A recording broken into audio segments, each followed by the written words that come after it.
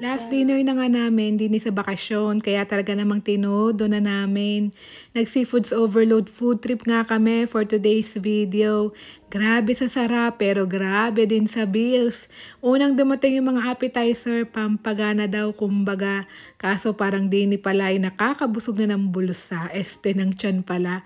Ang sasarap ng seafood appetizer nila, fresh lahat at first time kong nakatikim ng mga ganitong luto sa seafood, sa mga ganyang timpla.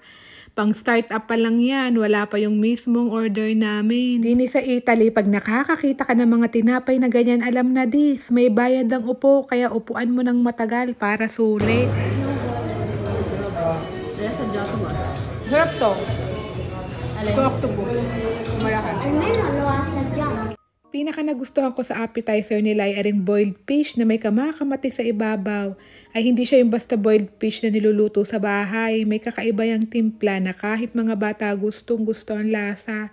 Ito naman yung isda na kasing fresh mo pag nakatulog ka ng 8 hours. Masarap yan, nilalagyan ng honey sa ibabaw. Tapos may tinapay sa ilalim. Ganun yung mga hinahain sa mga 5-star hotel. May mga pagkasosyal ang itsura kasi quality din talagang lasa. At nung halos mabundat na nga kami, tsaka dumating yung mga pasta nila.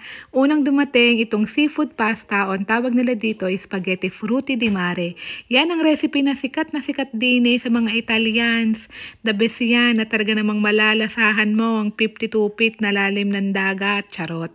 Fruit of the sea kung ipagmalaki nila yan dito na puro fresh seafoods ang gamit nila para talaga namang masarap. Ari naman ang pasta alla bongole na kung tawagin sa atin ay tulya. Kung sa atin nga sa Pinas ay sinabawan niya na may kasamang luya. Dini naman sa Italy, pinasosyal at pampalasa sa pasta.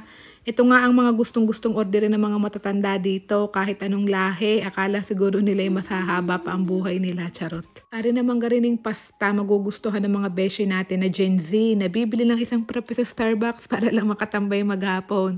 Ari, garining pastang nauuso din sa atin sa Pilipinas. Madami na din akong nakikita sa menu sa atin na garining recipe. Kahit sa mga coffee shop, mayroon na rin silang mga ganyan.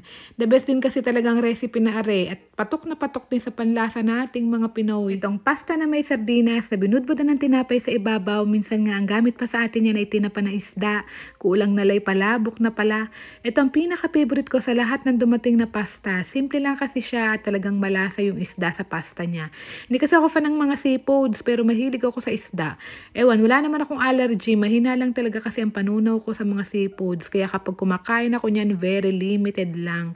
Kaya hindi din ako masyado nagmumukbang ng mga seafoods. Kung mapapansin nyo, kahit marami nagre-request. And lastly, save the best for last. Ika nga, bida-bida ngayong gabi at kumikinang sa menu nila at nagpamahal sa order namin itong ang frito misto di mare kung tawagin dito. Iba't ibang klase ng seafoods na niluto sa harina.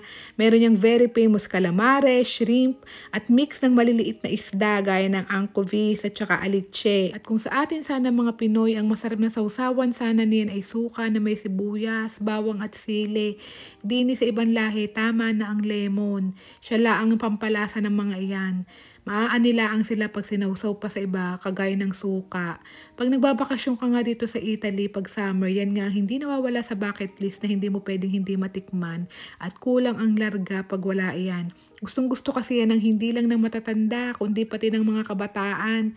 Talaga namang feel na feel mo ang iyong bakasyon dito pag summer pag yan ang iyong natikman. Price reveal nga tayo, kaso hindi ko na pinakita yung receipt at napatapon ako bigla. 15,000 nga pala lahat ng binayada namin, pero sulit naman for the price. At saka hello, Italy to, kumpara sa nag-viral na overpricing ng Virgin Island, di ba? So yun lang mga friendship, salamat sa pagsama nyo sa amin for today's video and see you on our next vlog. Bye! Ciao! Ingat po kayong lahat. Mwah, mwah, mwah.